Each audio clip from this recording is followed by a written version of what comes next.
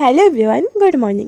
আজকে সকালবেলা ঘুম থেকে উঠেই দেখি বেশ কুয়াশা পড়েছে, তাই ব্রাশটা হাতে নিয়ে একটু বাইরে হাঁটাহাঁটি করছিলাম। এখন তো সকালবেলা ঘুম থেকে ওঠা হয় না বললেই চলে, ঘুম থেকে উঠতে উঠতে 6:30 থেকে 7টা বেজেই যায়, কিন্তু আজকে একটু সকাল সকাল উঠেছি।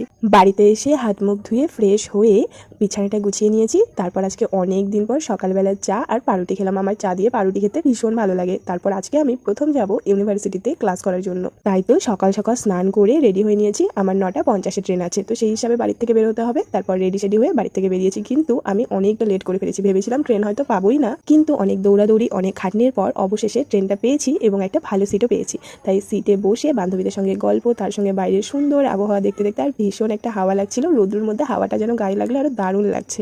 এত সুন্দর পরিবেশ উপভোগ করতে করতে আমরা আমাদের গন্তব্যস্থান কোচবিহার স্টেশনে পৌঁছে গেছি। এখানে এসে তারপর আবার টোটো ধরে চলে গেলাম ইউনিভার্সিটিতে। ওখানে গিয়ে পরপর 3টে ক্লাস করলাম। ক্লাস করার পরে আজকে আমি যাব একটু দাদুর বাড়ি। আমার এখান থেকে দাদুর বাড়ি খুবই কাছে, তাই 3টে ক্লাস করার পর ইউনিভার্সিটি থেকে বেরিয়ে গেলাম দাদুর বাড়ি। তার সঙ্গে আমার 2টো বান্ধবীকেও নিয়ে গেছি। তো ওদেরকে বললাম, চল আমার দাদুর বাড়ির পাশে নদী আছে, তো চল নদী ঘুরে আসি। ওখানে নদী ঘুরে বাড়ি আস্তে আস্তে অনেকটা রাত হয়ে গেছে, তাই আর কোনো ক্লিপ নিতে পারিনি। আজকের ভিডিওটা এখানেই রাখছি, আবার দেখা হবে অন্য কোনো ভিডিওতে।